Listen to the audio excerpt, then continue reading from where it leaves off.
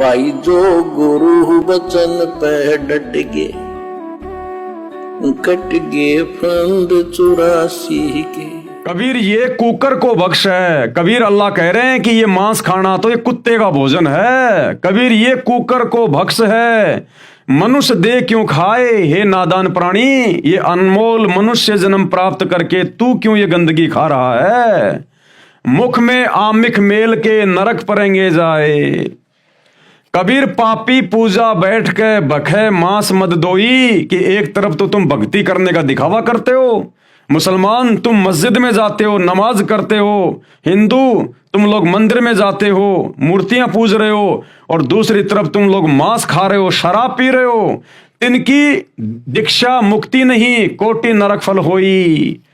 गुरु पद पर जो लोग बैठे हैं मुसलमान धर्म में, हिंदू धर्म में, किसी भी धर्म में, और उसके बाद वो मांस भी खाते हैं, शराब भी पीते हैं, नशा भी करते हैं, कैसे ऐसे लोगों से दीक्षा लेने से, उपदेश लेने से मुक्ति नहीं होगी। दोनों नरक में जाएंगे, दोनों के दोनों। कबीर जीव हने हिंसा करे, यानी जीव हत्या करता है, प्रकट पाप सिर होए, उसके सिर पर तो पाप रखा जा रहा है।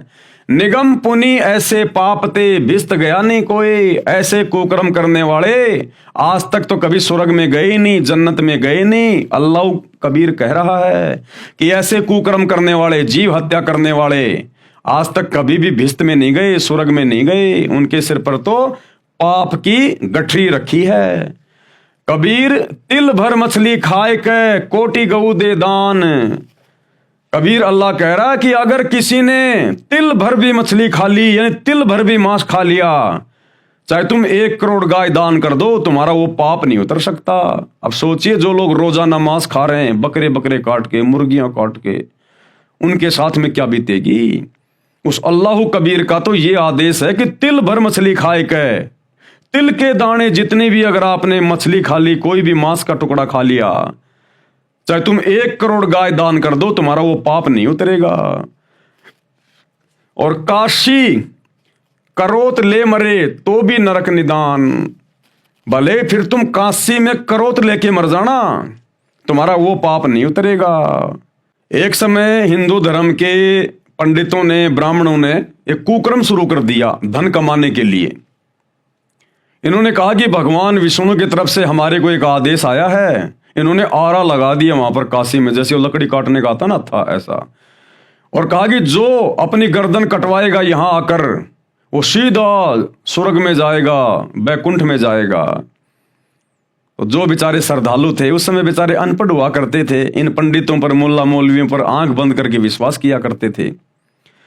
तो उन बुजुर्गों ने कहा कि बेटाओ देखो, वैसे भी हमारी मृत्यु का दिन आ गया, हम बुजुर्ग हो गए, और क्यों ना हम वहां पर काशी में जाके वो करोत लेके अपना शरीर त्याग दें, हमारी गति हो जाएगी, और आप जी उन धर्म गुरुओं को, ब्राह्मणों को थोड़ी बहुत दान दक्षिणा दे देना। उन्होंने ऐसा ही किया, अपने बूढ़े माता पिता को वहां छोड़ के आ गए पंडितों के पास में, और उनके खाने पीने का सारा उनको एक्स्ट्रा उनको पैसा दे दिया करते थे। अब उन पंडितों ने देखा रे भाई भीड़ बहुत ज्यादा होने लग गई, बड़ी समस्या हो गई।